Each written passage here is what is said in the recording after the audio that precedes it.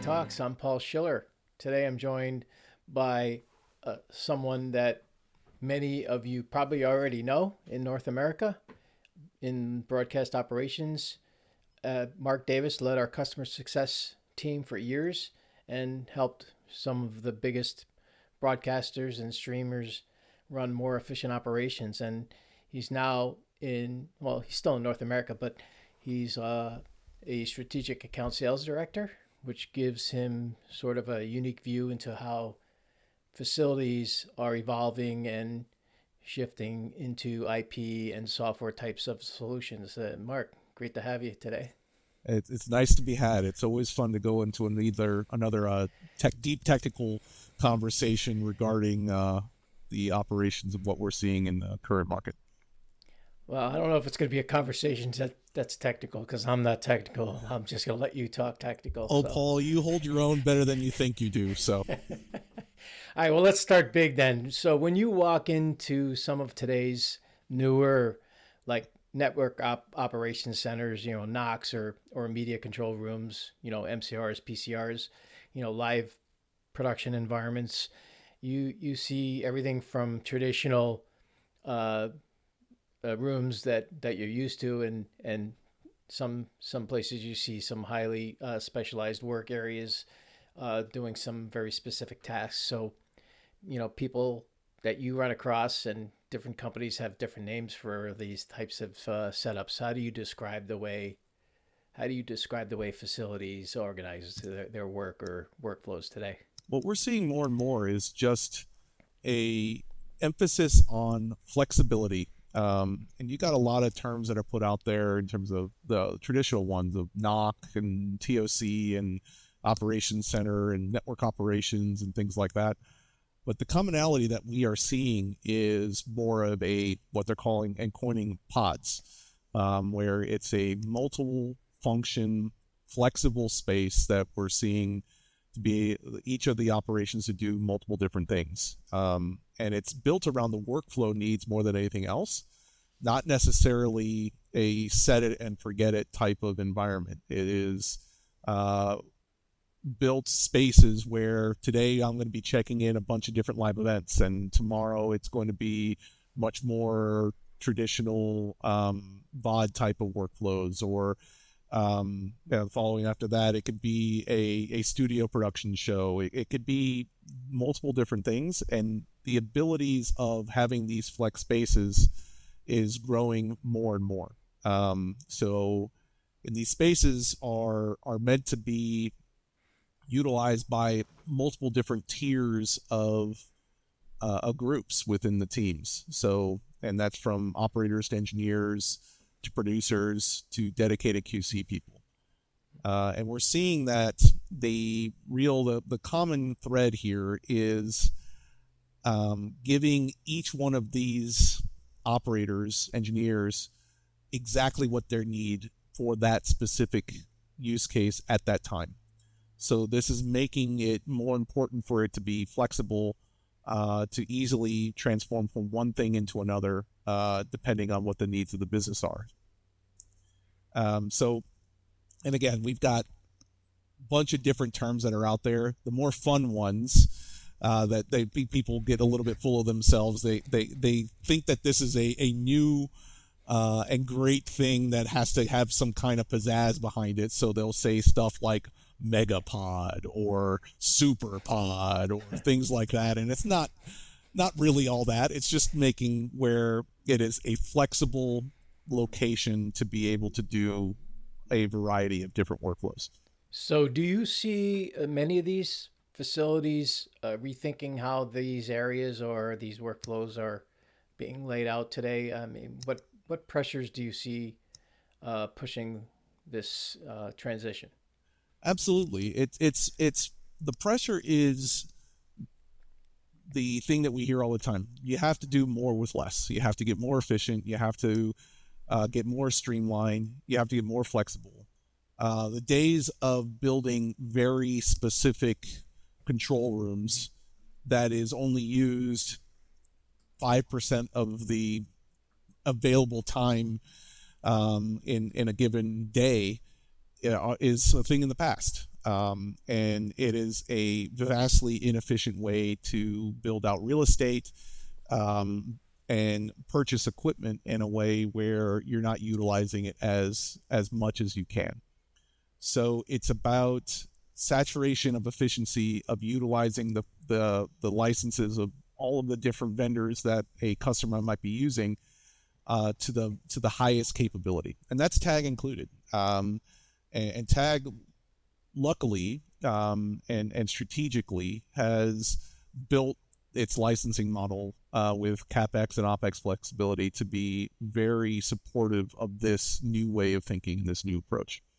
I mean, you mentioned it, but more specifically, though, they're dealing with a lot more formats, a lot more signals, higher channel counts, that kind of thing.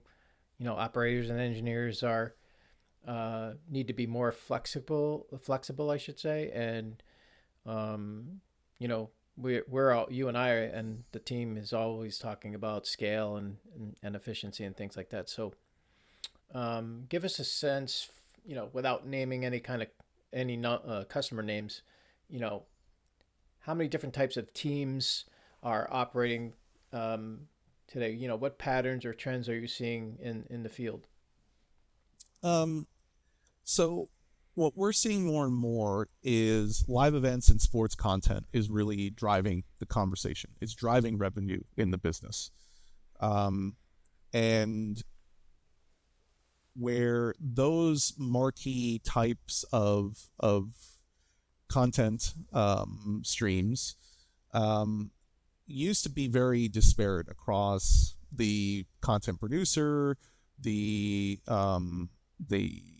linear network, the distributor, the traditional distributor versus the OTT distributor.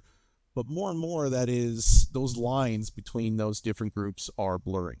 And it's forcing and encouraging each one of these different disparate groups to work together and to think more broadly across the whole workflow, and being able to see that visibility. The days of where the production facility sends it to the distribution facility. The production facility could be a remote truck. It could be a studio show that's now sent over to the distribution side, where they set it and forget it and don't see any efficiencies on seeing what they hand it off to, is growing to be a thing of the past.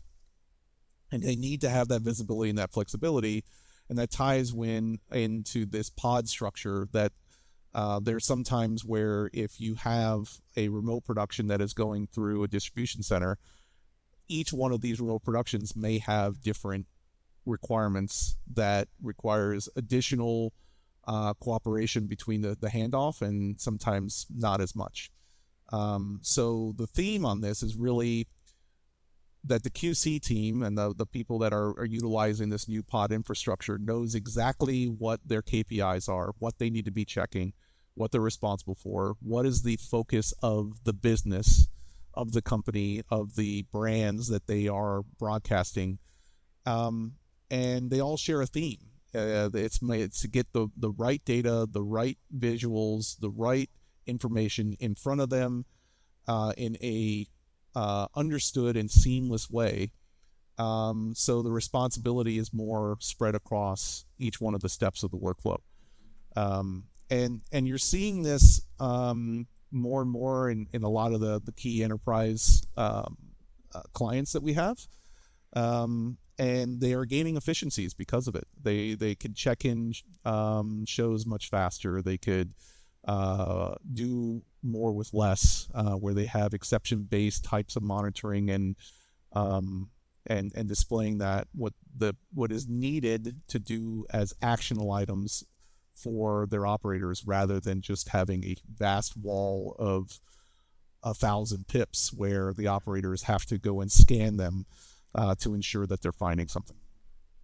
We'll call that the SDI era, right? So, yeah, in that, well, lots of people are still using SDI, but they don't have that same type of flexibility that you're talking about. So, what's changed once, monitoring like a tag solution or any broadcast technology, whether it's monitoring or something else.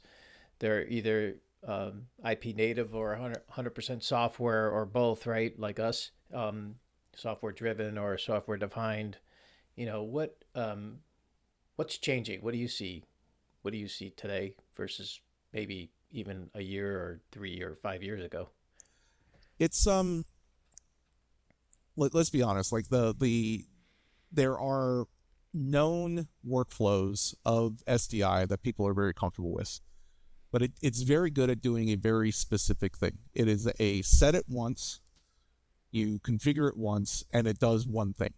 And the ability for it to adapt and to keep up with the new releases of hardware, which is always getting more and more powerful, is difficult to keep up in that type of environment. It's very much FPGA based, or SDI controller card based, a lot of very specifically built components to do those traditional types of workflows.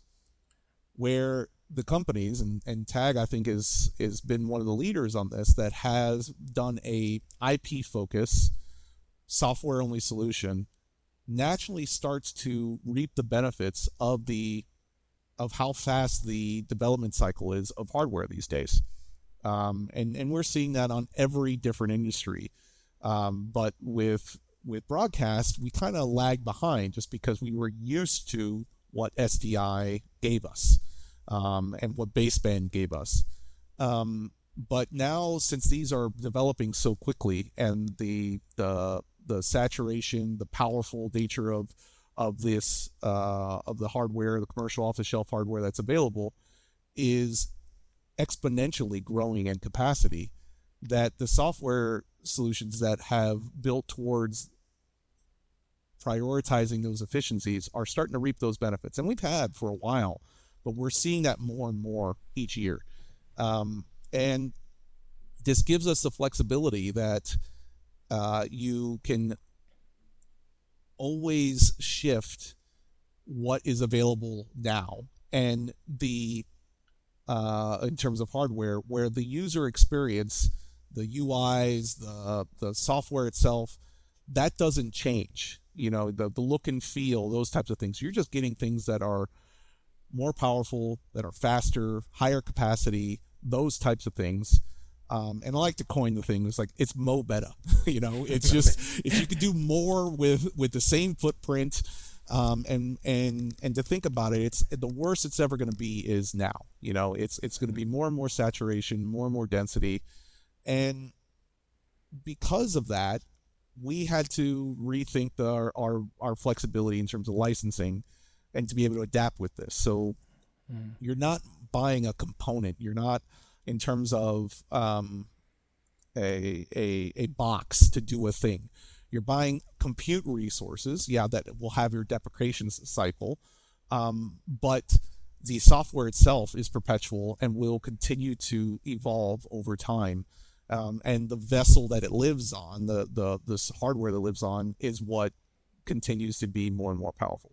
Yeah, so sounds like flexibility is a huge deal, and the people in these work areas are adapting to workflows, like you mentioned, what they could be doing an event one day and something else another day, right? And you're not locking people into whatever the hardware allows, which you mentioned, right? So you, more than anyone, has been in more control rooms than probably anyone. What are the most common mistakes facilities make when they modernize or go from SDI to IP or whatever? What do you see? Are you going to make me count all the different control rooms I've been in? Is that what you're going to try to do? You probably forgot more than you can remember. Honestly, no. The ones that I forgot, I probably intentionally forgot, because there's not all of these are not just roses and wonderful and rainbows. No, to take it more seriously is, yes, I've been in a lot of different types of approaches in terms of the broadcast strategy. There's some commonality between them. The execution levels are sometimes better than others, and I've seen that. Um, but what we're not seeing anymore are the huge monitor wall rooms, and that was accelerated really with COVID and the pandemic, where it forced people to work remotely and to realize that remotely doesn't really line up to having every one of your remote operators to have a room with 40 monitors in it. But that quickly emphasized and reinforced the strategy that we've already had, that you don't have to see all the moving pictures. You have to see what you have to act upon. And that's exception-based workflows. That's key metrics that need to be visualized for the operators that need to make decisions. You do not want to saturate the visual display or the brain power, honestly, of an operator to have to comprehend more data to make a decision. It needs to be clear, concise. This is what's going on, to be able to trust it and then act upon that trusted data source. Yeah. So, And well, you mentioned eyes on glass, right? So, and that's probably always going to be a pressure point unless they realize things like you just mentioned, monitoring by exception, adaptive monitoring, those kinds of things. How does those how do smarter workflow design help operators and engineers through all of this? You know, what you mentioned it. You know, eyes on glass.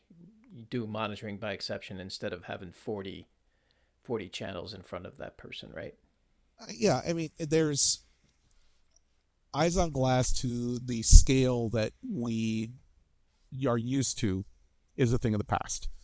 Um, Now, eyes on glass will never fully go away because you're going to have marquee events that just that psychological confidence to be able to see everything matters, and you still need to be able to see moving pictures for directors and producers and creative types to be able to make decisions, make camera switches and things like that from the live production side. But once you get that over to distribution, you've got to start relying on the data. It just and understanding what that is. And I have not seen a new NOC where they've intentionally built a data wall with 40 screens to be able to see everything at the same time. It is much more tailored down to a specific use case, to a workstation and a monitor or two, which is that pod mentality that we were just talking about earlier, that you give that operator, that engineer, that producer exactly what they need to do their job to their best of their ability. And that could be monitoring 1,000 streams where they only get exception-based penalty box types of monitoring in front of them, or it's only a subset of a live production where they are in charge of a specific set of cameras or a specific set of workflows. And that's where that is. And it's a transition to do that, and it's hard to trust the data out of the gate. It takes some time, and you're not going to get all of that exception-based workflow details right on the first go. So you know that, hey, we're going to try our best here. We're going to learn something along the way. We're going to catch something that we're not going to catch something that we were expecting to catch. And then you start adapting that, and we continuously improve our software as well to help our customers to be able to scale that exception-based workflow type of approach. Yeah, because you can't, it's not scalable, like you say. I mean, you can't staff 1-to-1 with every new channel or event, and that's where some of the real business impact kind of shows up with people. So when people talk about operational efficiency, it's sometimes easy to forget the business side of things. So how does a smarter software defined design help teams scale without overspending or overstaffing? Well, the most expensive resource we have is still people, unfortunately. So, but what but people hear that and they get kind of scared. It's like, oh, are we just trying to eliminate people's jobs? No, because there's more content than ever. So it is basically the cost of supporting it, of labor. You have to get as lean as you can on that. But then the growth of the amount of live events that we're monitoring and content that we're monitoring is growing faster or just as fast as that. So it's forcing us to be able to try to keep up, where we're always going to have a human as your last line of defense to make a decision or to make the next process better. And the new environments are built for that. And it's built specifically where a new workflow will be introduced, or new technology, or new creative approach. And it ties into having that operator have the data that they need, and then just adding and to re-emphasize that flexibility. And we just rinse and improve and turn it over and try to get better each time we have a new cycle. So I won't make you count, but in all of the facilities you've been in or seen, what kind of separates the best run operations from the others? I enjoy walking into a NOC where you have the different pods, or even if you have a bit of a traditional monitor wall, and you see blank screens everywhere. You're like, and you initially think, hey, why are we not seeing anything? Because the operators don't have to see it.